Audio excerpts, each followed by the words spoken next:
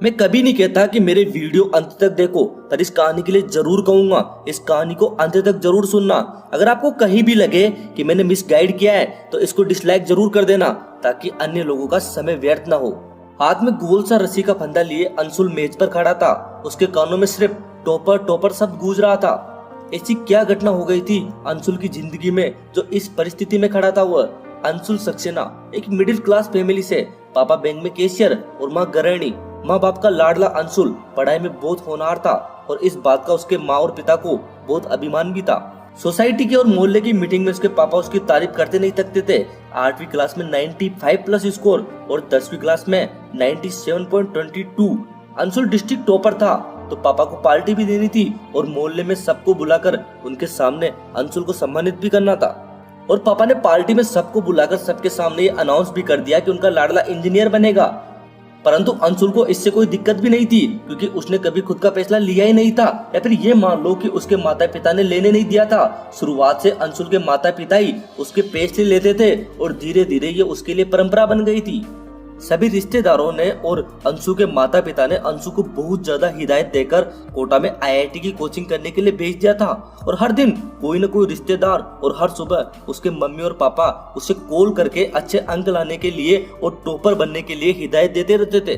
अंशु का एडमिशन भी थोड़ा लेट हुआ था और उसे यहाँ का माहौल भी सूट नहीं किया, क्योंकि वो बाहर पहली बार निकला था और वातावरण बदलने के कारण थोड़ा बीमार भी हो गया था। इसलिए मंथ के पहले टेस्ट में अंशु के अंक बहुत कम आए। जब अंशु की रिपोर्ट घर पर गई तो मानो जैसे कोहराम मच गया हो। अंशु के माता पिता ने ऐसा रिएक्ट किया कि जैसे अंशु की पूरी जिंदगी इसी रिजल्ट पर निर्धारित हो। खबर पूरे रिश्तेदारों में फैल गई। सभी ने अंशु को कॉल किया, कुछ ने डांटा और कुछ ने समझाया। अंशु इस प्रकार की सिचुएशन को पहली बार पेश किया था, वो भी अकेले में। वो बहुत हद तक डर गया था कि अगले एग्जाम में क्या होगा। वो जब घर पे जाएगा तो उसको सभी डांटेंगे या फिर मारेंगे, क्या होगा उसका। इस प्रकार अगले मंथ के एग्जाम में भी उसके मार्क्स पहले से भी बहुत ज्यादा गिर गए थे और फिर सभी ने इसी प्रकार रिएक्ट किया। अंशु बहुत डर गया था और कमजोर भी हो गया था। वो खाना भी बहुत कम खाने लगा था। बस उसके दिमाग में हमेशा पढ़ाई पढ़ाई लगी रहती। वो हमेशा पढ़ता रहता पर उसे ज्यादा कुछ याद नहीं होता था, क्योंकि अंशु बहुत हद तक प्रेशर में जा चुका था। समय निकलता गया और अंशु कमजोर भी होता गया और उसके अंक गिरते ही गए। अंशु के माता पिता ने इस सिचुएशन से उसे बाहर निकालने के लिए मेंटली प्रिपेयर करने की बजाय उसकी एक्स्ट्रा क्लास लगवा दी। कोर्स पूरा करने की धुन अंशु पर सवार हो गई थी, इस कारण ठीक से सो भी नहीं पाता था। अंशु अवसादग्रस्त हो गया था। एक टॉपर की हालत आज ये हो गई थी कि उसका बेसिक भी उसे क्लियर नहीं हो रहा था। मेन एग्जाम आने में भी 2 मंथ बाकी थे, पर अंशु के मन में अभी से एग्जाम का डर बैठ गया था। अंशु के माता पिता रिश्तेदार उसे ऐसी सिचुएशन से बाहर निकालने की नहीं, बल्कि उसका एग्जाम क्लियर होने की सोच रहे थे। वो उसे अवसाद से निकलने की नहीं, बल्कि ये सलाह दे रहे थे कि वह एग्जाम कैसे क्लियर करेगा। और आज अंशु मेज पर फांसी का फंदा लगाए खड़ा था। मेन एग्जाम से सिर्फ 2 दिन पहले, क्योंकि अंशु तैयार नहीं था एग्जाम देने के लिए। वो निर्णय नहीं ले पा रहा था कि वो क्या करे और क्यों करे, और घर भी जाए तो कैसे जाए।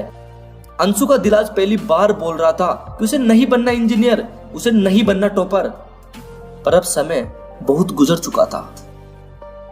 दोस्तों, आज की वीडियो में एक कहानी मात्र नहीं है, ये एक सीख है उन माता पिता और उन विद्यार्थियों के लिए जो एक छोटी सी गलती की वजह से अपनी पूरी जिंदगी न्योछावर कर देते हैं। जानते हैं कि विद्यार्थी जीवन में विद्यार्थी अपने फैसले पूर्ण रूप से सही नहीं ले सकता, पर एक बार उसकी भावनाएं भी सुननी चाहिए अभिभावकों को, ताकि भविष्य में आपके कुछ कठोर फैसले उसके जीवन पर भारी न पड़े। दोस्तों, हो सके तो इस कहानी को शेयर जरूर करना, ताकि हर विद्यार्थी की जिंदगी अंशुल जैसी ना हो।